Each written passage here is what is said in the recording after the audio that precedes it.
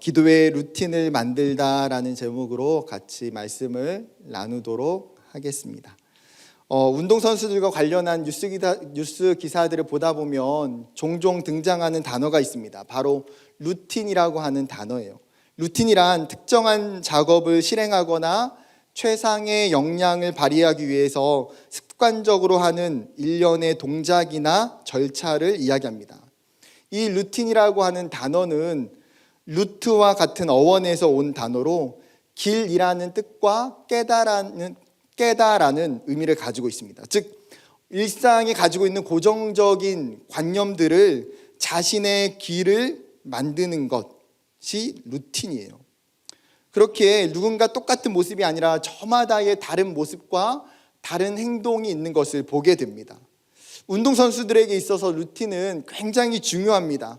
최선의 결과를 내기 위해서 자신만의 루틴을 만들고 항상 같은 모습으로 일정한 형태를 유지하려고 해요.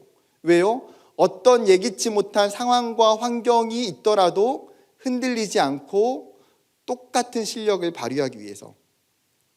박태환 선수는 경기 시작 전에 커다란 헤드폰을 끼고 음악을 듣는 것이 자신의 루틴이라고 이야기합니다. 손흥민 선수는 축구 시즌이 되는 10개월 동안에는 밤 10시 전에 자는 것이 자기의 루틴 중에 하나라고 이야기해요.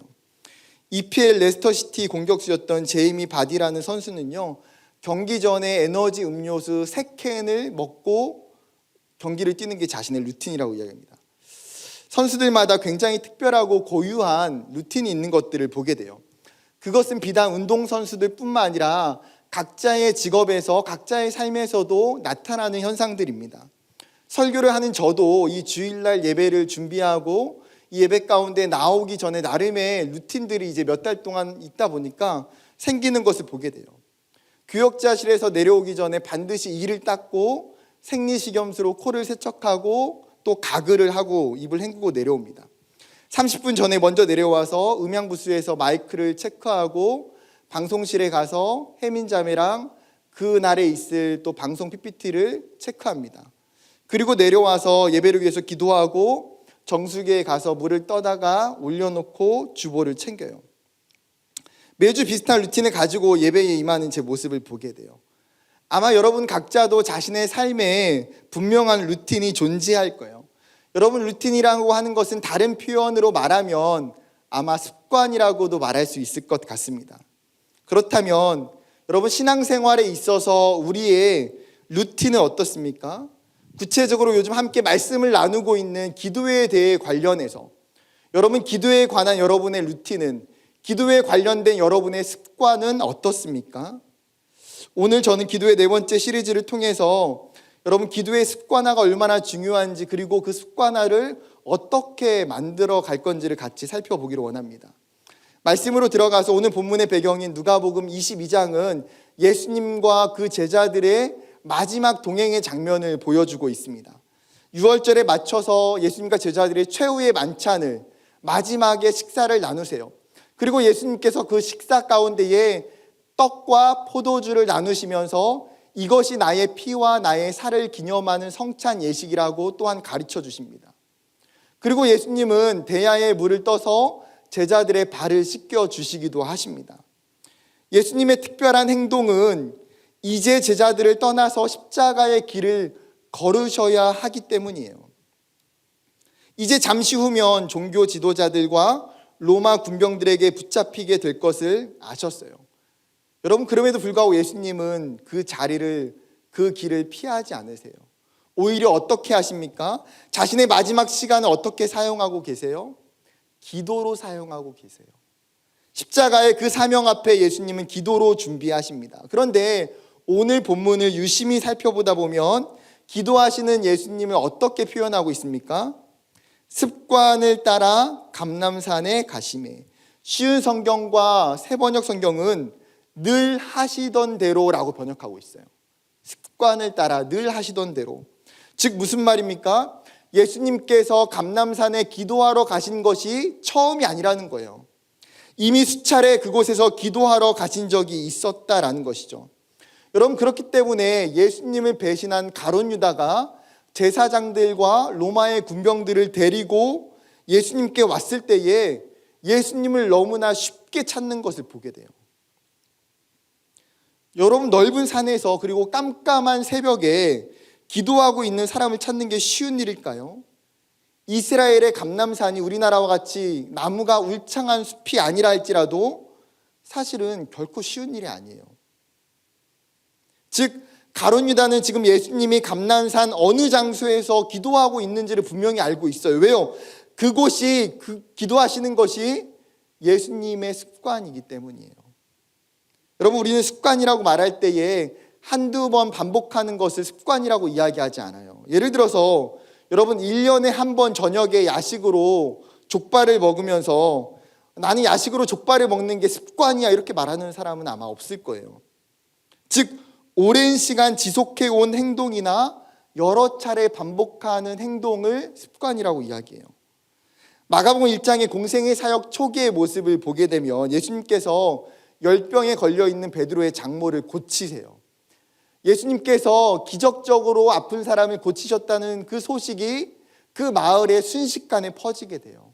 그러자 그 마을에 있던 수많은 병든 자들과 귀신 들린 자들이 예수님 앞에 몰려오기 시작합니다. 성경은 뭐라고 표현하냐면 온 동네가 그 문 앞에 모였더라. 한순간에 수많은 병자들이 모이는 임시 병원이 되어버려요. 그리고 예수님은 자신에게 찾아온 병든 자들과 귀신 들린 사람들을 다 고쳐주십니다. 그리고 그 다음 날에도 또 예수님은 말씀을 가르치고 병든 자들을 고치세요. 쉴 틈 없이 치유 사역을 계속해요. 여러분, 인간의 육체를 입으시고 오신 예수님도 끊임없는 그 사역 가운데 당연히 피곤하고 힘들 수밖에 없는 거예요. 그러면 사역을 마친 후에는 잠시 쉬고 충전을 해야 되는 건 아닙니까? 그런데 예수님 무엇을 하고 계세요? 마가복음 1장 35절에 새벽 아직 밝기 전에 예수께서 일어나 나가 한적한 곳으로 가사 거기서 기도하시더니. 여러분, 유대인들은 저녁 시간을 4등분을 하고 있어요. 저녁 6시부터 그 다음날 아침 6시까지를 3시간씩 4등분으로 나눠서 분류를 해요. 제1경, 제2경, 제3경, 제4경. 그런데 오늘 35절에 보게 되면 새벽이라고 해석한 단어는 프로이라고 하는 사경을 의미하는 시간이에요. 즉 예수님께서 새벽 3시부터 6시가 되는 그 사이에 일어나셨다는 거예요. 그리고 그분은 한적한 곳으로 나가셔서 사람이 없는 조용한 곳에 가셔서 기도하세요. 여러분, 유대인의 기도의 모습과는 굉장히 대조적이에요. 유대인들은 어떻게 기도합니까? 성전에 가서 다른 사람들이 보이는 곳에, 시장의 한가운데 서서 다른 사람들의 주목을 받도록 기도해요. 그런데 예수님은 아무도 없는 장소에 홀로 하나님께 기도하고 계세요. 예수님의 이런 모습을 보면서 이런 질문이 생겨나게 돼요. 예수님도 하나님이신데 그분이 꼭 성부 하나님께 기도할 필요가 있을까? 예수님도 신적 능력이 있고 전능하신 분인데 예수님에게 그러면 기도란 어떤 의미일까? 성경을 묵상하면서 깨닫게 되는 사실은 성자 하나님이신 예수님조차도 자신의 사역과 자신의 삶에 기도하는 것이 가장 우선이었다라는 거예요. 예수님의 모든 사역에는 그 성부 하나님과의 친밀한 교제와 관계 속에서 이루어지고 있다는 거예요. 즉 기도의 절대성을 보게 되는 거예요. 여러분, 예수님이 기도하셨다면 하물며 연약한 인간인 우리야말로 절대로 기도를 놓쳐서는 안 된다라는 거예요. 기도가 모든 삶을 움직이는 시작점이기 때문에. 뿐만 아니라 마가복음 6장 46절을 보게 되면 무리를 작별하신 후에 기도하러 산으로 가시니라. 이 본문은 오병이어 사건의 본문이에요. 예수님께서 수많은 사람들에게 말씀을 가르치시고 그리고 거기에 있는 사람들에게 물고기 2마리와 떡 5개를 가지고 5,000명을 먹이셨어요. 그리고 나서 사람들을 이제 돌려보내세요. 돌려보내시고 난 후에 예수님 어떻게 하십니까? 기도하러 산으로 올라가셨대요. 누가복음 6장 12절은 어떻습니까? 이때에 예수께서 기도하시러 산으로 가사 밤이 새도록 하나님께 기도하시고. 여러분, 여기서 말하는 이때라는 것은 예수님께서 12제자를 뽑으시려고 하실 때예요. 즉 예수님께서 자신의 공생의 사역 가운데 함께 동행할 12명의 제자를 뽑기 위해서 산으로 올라가셨다는 거예요. 그리고 예수님은 밤이 새도록 그곳에서 기도하신 후에 내려와서 수많은 무리들 가운데 12명을 선택하시고 그들을 불러서 제자를 삼으세요. 성경은 기도하기를 쉬지 않는 예수님의 모습을 명확히 보여주고 있어요. 병든 자들을 고치실 때에, 말씀을 전하실 때에, 제자를 삼으실 때에, 휴식을 취하실 때에도 예수님은 한결같이 기도하세요. 여러분, 그렇기 때문에 오늘 본문에서 성경이 예수님의 기도를 습관이라고 규정하는 거예요. 감람산에서 단 한 번 기도하신 것이 아니라 예수님의 사역마다 시간마다 그분이 기도하기 때문에 성경의 저자는 예수님의 그 기도를 습관을 따라서 하고 있다라고 명확하게 이야기하는 거예요. 반면에 제자들의 모습은 어떻습니까? 예수님과 함께 산에 올라갔어요. 그리고 예수님이 그들에게 기도하라고 요청하세요. 그러면서 당부하시는 말씀이 뭐냐면 유혹에 빠지지 않게 기도하라는 거예요. 개역 한글 성경에는 번역을 시험에 들지 않도록. 여러분, 어떤 유혹과 어떤 시험입니까?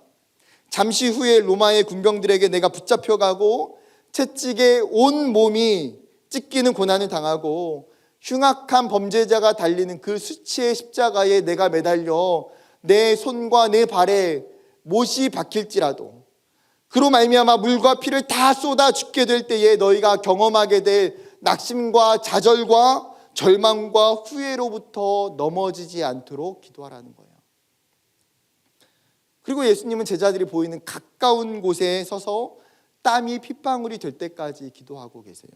그런데 여러분, 그 사이에 제자들의 모습은 어떻습니까? 전부 다 자고 있어요. 마태복음과 마가복음을 보면 예수님이 베드로와 제자들에게 오셔서 깨우시면서 자지 말고 기도하라고 명령하세요. 그런데 예수님이 잠시 기도하고 난 후에 다시 와서 보니까 또 어떻습니까? 제자들이 여전히 또 자고 있어요. 예수님은요, 진짜 인격적인 분이에요. 인격적인 분. 지금 자신의 그 마지막 사역, 자신의 십자가의 죽음 앞에서 기도하라고 하시면서 잠자고 있는 그 제자들을 그냥 용납해주고 계세요.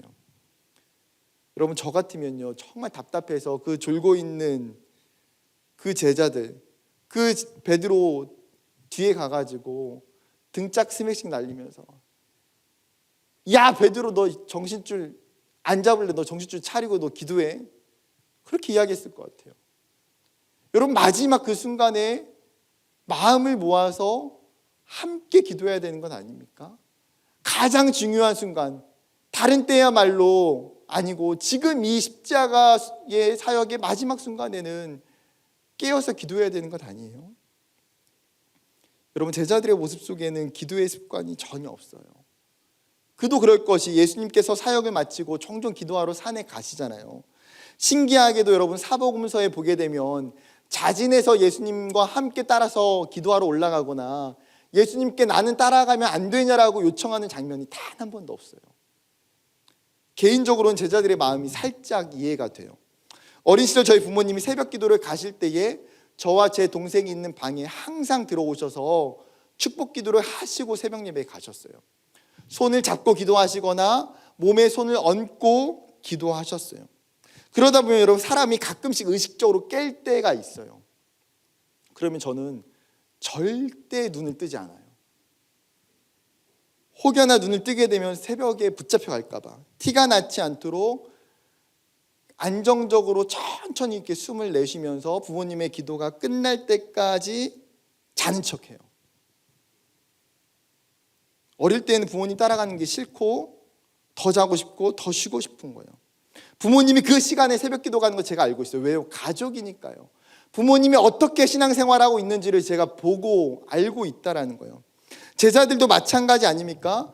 그들은 기도하러 가지 않지만 예수님께서 밤새 기도하시는 것, 새벽에 올라가 동이 틀 때까지 기도하는 건 알고 있어요. 여러분, 안다고 해서 그것이 내 삶이 되는 것은 아니더라는 거예요. 기도를 회피하고 기도를 훈련하지 않고 아무리 예수님과 함께 산다고 하여도, 아무리 예수님과 가깝게 지내고 있다고 해도 여러분, 내가 그것이 기도하는 삶이 되는 건 아니에요. 그것은 우리도 마찬가지 아닙니까? 우리가 교회를 오래 다녀도 우리가 끊임없이 예배를 드려도 기도하지 않으면, 기도의 습관을 만들지 않으면 우리 또한 다르지 않다는 거예요. 습관이라는 것은 결코 한순간에 생겨나는 것이 아니에요. 2009년에 유럽의 사회심리학 저널에 게재된 습관에 관한 연구에서 어떤 행동이 습관이 되는 데까지 걸리는 시간이 평균적으로 66일이라고 발표한 논문이 있어요. 즉 어떤 행동을 2달 가까이 반복해야 그것이 몸에 익숙해지더라는 거예요. 사람마다 분명한 편차가 있을 수 있어요. 정말 빠른 경우는 18일이면 습관화가 될 수도 있고, 어떤 경우는 늦을 때는 254일까지도 걸린다라고 해요. 무슨 말입니까? 여러분, 우리가 기도의 습관이라는 것이 생기기까지는 정말 많은 시간의 인내와 수고와 노력이 필요하다라는 거예요. 기도라는 옷이 내가 매일마다 편하게 입는 자연스러운 옷이 되기까지 부단한 노력이 필요하다는 거죠. 여러분, 그렇기 때문에 기도의 습관이 생기기 전에 포기하면 안 돼요. 어떤 사람들은 나는 기도하는 게 영 소질이 없는 것 같아, 나는 기도하는 게 전혀 익숙하지가 않아 라고 말하기보다는 아무나 쉽게 얻을 수 없는 그 기도의 습관을 얻기까지 기쁨과 인내로 나아가야 한다는 거예요. 제가 청년 때 수영을 배우고 싶은 마음에 수영장에 간 적이 있어요. 개인적으로 물을 굉장히 무서워해요.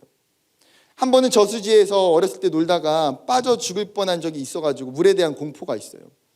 그렇기 때문에 수영은 반드시 할 줄 알아야 된다는 생각은 제가 확실해요. 그런데 수영을 배우다가 번번이 실패했어요. 청년 때 2번 수영을 신청했다가 2번 다 한 달 만에 포기했어요. 그런데 제가 2013년에 내수동교회에서 사역할 때 근처에 수영장이 있어가지고 새벽 예배를 마치고 나면 수영을 배우러 갔어요. 아니나 다를까 수영이 늘지가 않는 거예요. 저의 심각한 문제는 음파가 안 되는 거예요. 여러분 수영 배워보신 분 아시잖아요. 강사 음파가 뭡니까? 물속에서는 해가지고 숨을 이렇게 내쉬고 물에 나와서는 파 하면서 숨을 마시는 거예요. 음파 알죠? 음파. 여러분, 그런데 이상하게 제가 음파를 못하는 거예요. 음파. 여러분, 2달이 지나가니까 수영 강사가 저를 포기했어요. 여러분, 보통 이렇게 한 달 되면 빠른 사람들이 음파를 하고요, 2달이 되면 대부분 숨쉬기가 가능해요. 저랑 같이 그 아침에 클래스를 받았던 어머님들도 2달 만에 다 했어요. 저만 못했어요, 음파를.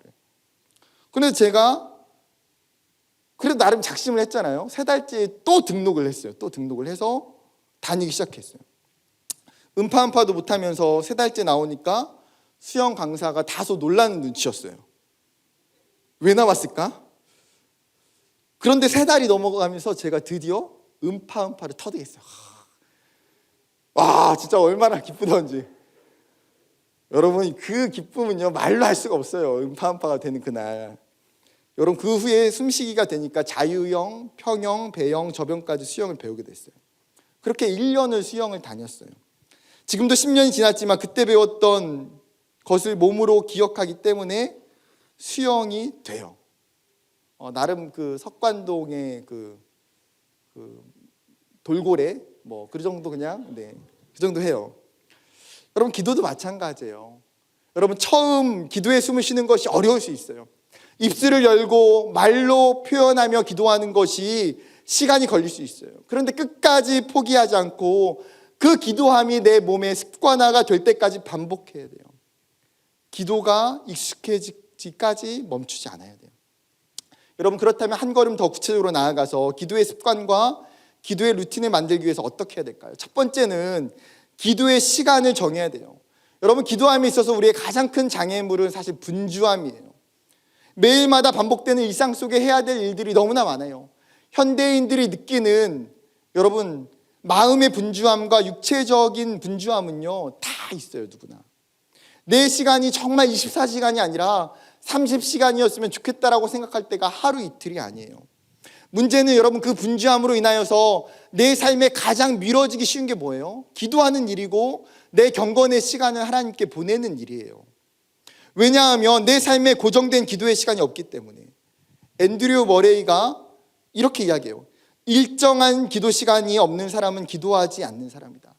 일정한 기도 시간이 없는 사람은 어떤 사람이라고요? 기도하지 않는 사람이라는 거예요. 여러분, 이 말에 반박하기가 굉장히 어려워요. 일정한 기도의 시간, 미리 떼어놓는 기도의 시간이 없을 때에 우리의 기도는 허상일 수 있는 가능성이 되게 높아요. 기도의 삶이 실제인 것 같지만 결코 실제이지 않아요. 루터나 무디나 조지 뮬러나 조나단 에드워즈 같은 여러분 수많은 부흥의 주역들, 수많은 믿음의 선배들의 공통점은 그들 모두가 엄청난 기도의 사람들이라는 거예요. 그리고 그들은 자신들만의 기도의 시간이 명확한 사람들이에요. 여러분, 마찬가지로 우리의 삶에도 규칙적으로 끊임없이 내 기도의 댐에 물을 채워 넣어야 돼요. 삶에 문제가 생기고 어려움이 있을 때에 그 물을 끌어다 쓰려고 보면 어느새 기도하지 않음으로 말미암아 그 영적인 저수지가 말라버리고 있는 모습을 볼 때가 참 많이 있어요. 여러분, 비단 비가 내리지 않는 영적 고난을 대비해서만은 결코 아니에요. 습관화되어 있는 그 기도는 끊임없이 내 영적인 댐에 물을 채워 넣음으로 말미암아 여러분, 나를 살릴 뿐만 아니라 나를 통해서 다른 사람을 살리는 하나님의 일들이 흘러가기 때문이에요. 성경에 나타난 믿음의 사람들의 모습은 어떻습니까? 다니엘은 어떻나요? 그는 대제국 페르시아의 국무총리예요. 왕 다음으로 가장 높은 권력과 정치력을 가지고 있는 사람이에요. 여러분, 그 당시에 페르시아는 거대한 로마 제국과 맞먹는 힘이 있는 나라예요. 생각해 보세요. 그의 하루가 얼마나 많은 업무와 일과들이 있을까요? 그럼에도 불구하고 그는 특별한 습관이 있어요. 바로 기도하는 일이에요. 다니엘서 6장 10절에 다니엘이 이 조서에 왕의 도장이 찍힌 것을 알고도 자기 집에 돌아가서는 윗방에 올라가 예루살렘으로 향한 창문을 열고 전에 하던 대로 하루 3번씩 무릎을 꿇고 기도하며 그의 하나님께 감사하였더라. 다니엘의 기도하는 습관은 그 주변에 있는 모든 사람들이 다 알고 있어요. 그렇기 때문에 그를 시기하고 질투했던 사람들이 다니엘을 함정에 빠뜨릴 도구로 사용할 만큼 유명했다는 거예요. 그는 왕의 조서가 찍힌 그 칙령을 알고 있음에도 불구하고 하루에 3번 기도하는 것을 멈추지 않아요. 여러분, 다니엘의 오랜 정치 생명을 유지시켜준 핵심이 뭐예요? 탁월한 지혜나 탁월한 정치적 능력이 아닌 기도의 힘이었다라는 것은 그가 분명히 알고 있어요. 그렇기 때문에 어떤 상황에도 어떤 고난에도 감사하며 자신이 정한 시간을 지켜 기도하는 거예요. 다윗은 어떻습니까? 시편 55편에 이렇게 고백해요. 나는 하나님께 부르짖으리니 여호와께서 나를 구원하시리로다. 저녁과 아침과 정오에 내가 근심하여 탄식하리니 여호와께서 내 소리를 들으시리로다. 여러분, 다윗이 사울로 말미암아 오랜 시간 도망을 하면서 여러 가지 고난을 당하게 되잖아요. 그 고난이 다윗을 연단시켰던 게 무엇입니까? 계속해서 하나님 앞에 기도하게 하는 훈련이었어요. 자신을 공격하는 수많은 위협 앞에 자신을 따르는 그 수많은 사람들을 위해서 그는 기도하지 않을 수가 없는 거예요. 시편에 고백했던 것처럼 저녁과 아침과 정오에 그는 하나님 앞에 나아가 기도하고 간구했다라고 고백해요. 블레셋이 그 일날을 공격할 때에도, 블레셋이 르바임 골짜기에 쳐들어왔을 때에도, 그 긴박한 전쟁의 순간에 다윗이라는 왕은 어떻게 합니까? 그냥 하나님께 나아가 먼저 기도해요.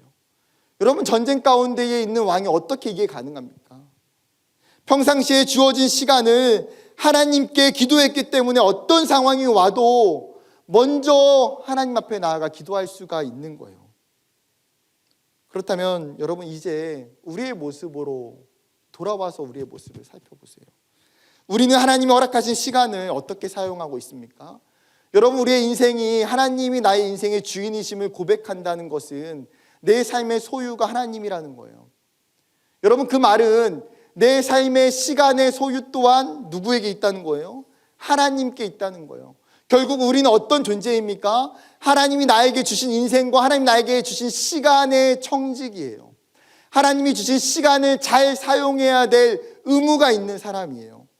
청지기는 자신을 위해서, 내 만족과 내 유익을 위해서 내 시간을 올인하지 않아요.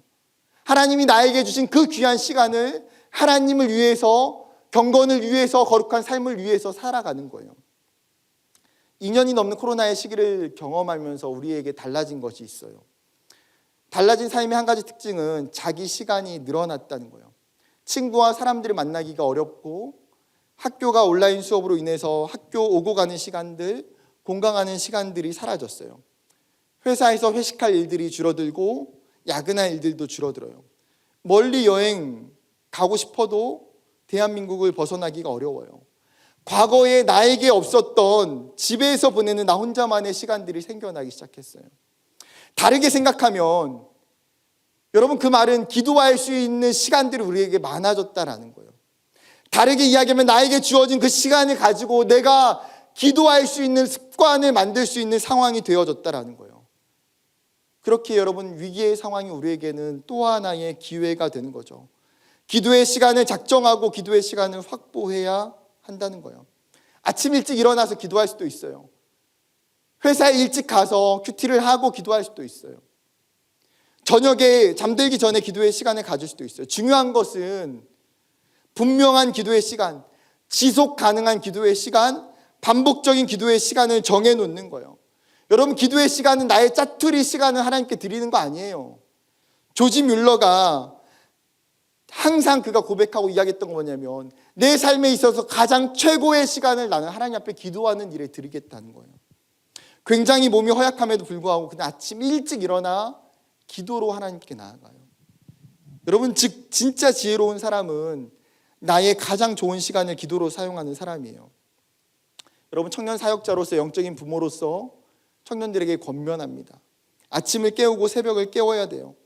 여러분, 새벽에 일어난다는 것은 내가 하나님을 만나겠다는 확실한 의지와 믿음의 결단이 있어야만 가능한 일이에요.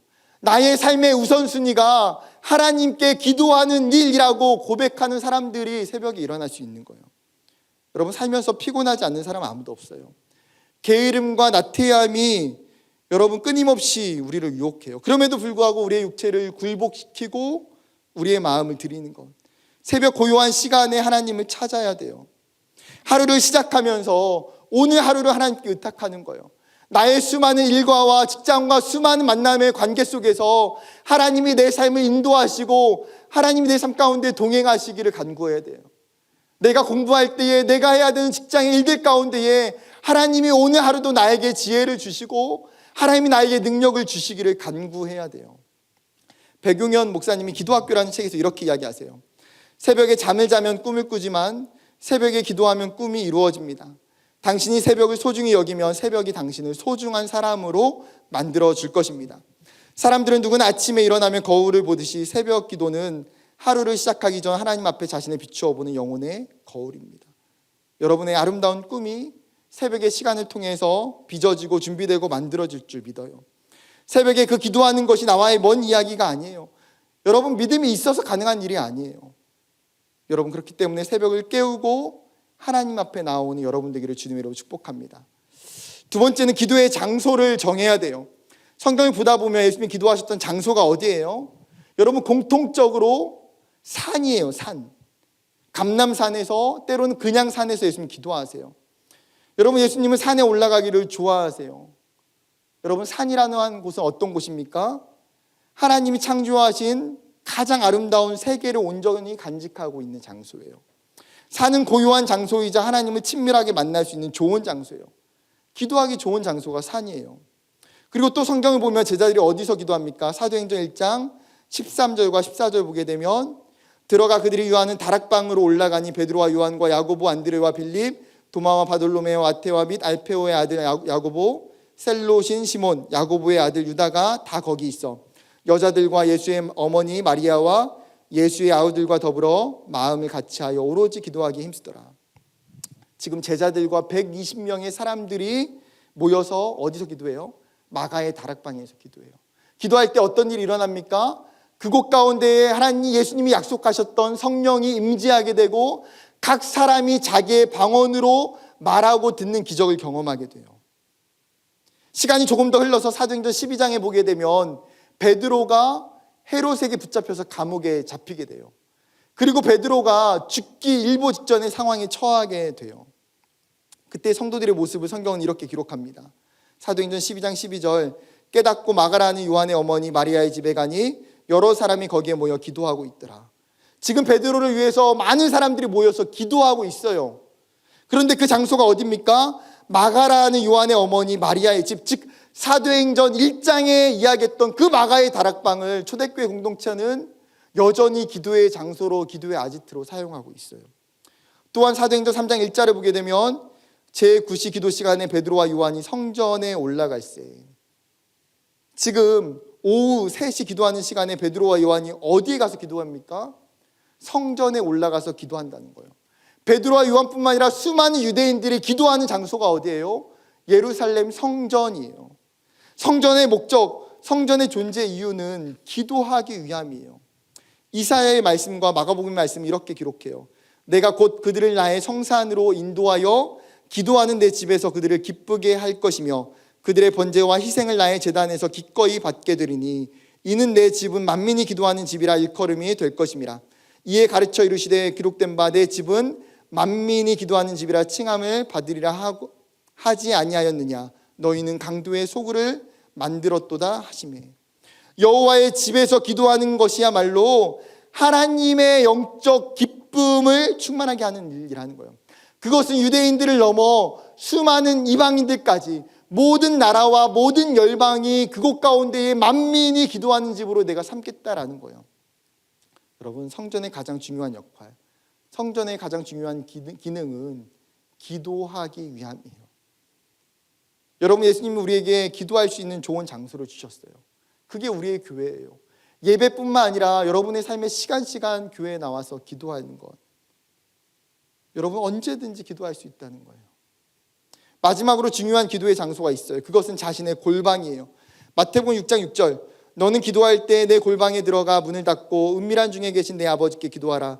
은밀한 중에 보시는 내 아버지께서 갚으시리라.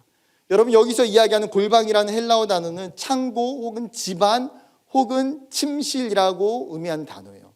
즉 창고와 같이 누군가 눈에 띄지 않는 은밀한 장소이기도 하고, 침실과 같이 특별하지 않은 일상의 나의 공간, 내 방을 의미해요. 즉 하나님과 내가 단둘이 만날 수 있는 은밀한 장소, 그게 골방이에요. 때로는 교회의 기도실이나 교회의 어떤 장소가 나의 골방이 될 수도 있고, 때로는 나의 집과 나의 방이 내 골방이 될 수도 있다는 거예요. 여러분, 우리에게 기도의 골방이 있습니까? 여러분에게 하나님이 주목하시는 그 골방이 있습니까? 그 골방에서 하나님께 기도하고 하나님께 부르짖는 여러분, 그 장소가 여러분에게 있으십니까? 대학교 때 한 선교단체에 누나가 있었어요. 그 선배 누나는 자신의 방에서 기도하는 것을 굉장히 좋아하는 선배였어요. 하루에 30분 1시간은 그 방에서 기도를 했어요. 제가 한 번은 그 누나에게 그렇게 물었어요. 누나, 집에서 기도하면 기도가 잘 안 되지 않나요? 침대도 옆에 있고 좀만 까딱하면 어느새 몸이 침대에 올라가 있을 텐데 어떻게 기도가 잘 돼요? 그 누나는 나름 자신의 노하우를 저에게 이야기해 줬어요. 자기도 맨 처음에는 집에서 방에서 기도하는 게 너무 어려웠다는 거예요. 그런데 자기 나름대로 생각을 하고 기도할 수 있는 장소로 그 공간을 바꿔가기 시작했다는 거예요. 자기가 기도할 때에 그 눈에 앞에 보이는 벽에 나무 십자가를 걸어놓기도 하고, 불을 끄고 스탠드를 켜서 기도할 수 있는 은은한 조명을 만들기도 하고, 기도할 때 무릎을 꿇고 앉을 수 있는 푹신푹신한 방석도 자기 방에 있다는 거예요. 그리고 기도할 때 찬양과 BGM을 틀어 기도를 한다는 거예요. 그래서 자기는 방에서 하나님을 만나고 기도하는 게 너무 좋다고 이야기했어요. 저는 그 선배의 그 이야기와 간증이 잊혀지질 않아요. 이미 그 누나는 자신의 골방에서 하나님과 깊이 교제하며 하나님의 말할 수 없는 은혜를 누리며 살아가고 있었어요. 그 골방에서 하나님이 주시는 은혜의 샘물을 마시고 살아갔어요. 사랑하는 청년 여러분, 여러분에게 기도하는 그 자리가 있어야 돼요. 내가 항상 하나님 앞에 찾아가 기도하는 자리, 내가 오랜 시간 내 눈물의 씨앗을 떨어뜨리는 그 자리, 그곳이 교회일 수도 있고 여러분의 골방일 수도 있어요. 예수님이 산에 올라서 기도하는 것을 습관화하셨던 것처럼 여러분의 장소에서 하나님을 찾고 하나님을 구하고 하나님의 만나는 은혜가 있기를 축복합니다. 말씀을 맺으려고 합니다. 여러분, 기도하는 사람은 망하는 법이 없어요. 기도하는 사람은 절대 하나님 그 인생을 포기하지 않으세요. 하나님께 쓰임받기를 원한다면, 하나님이 기뻐하시는 삶이 되기를 원한다면 여러분의 인생 가운데 이 청년의 때의 기도의 습관을 만드세요. 나의 기도의 장소에서 기도의 씨앗을 심어 하나님의 뜻이 이루어지기를 간절히 소망하고 기대하는 청년들이 되기를 주님의 이름으로 축복합니다.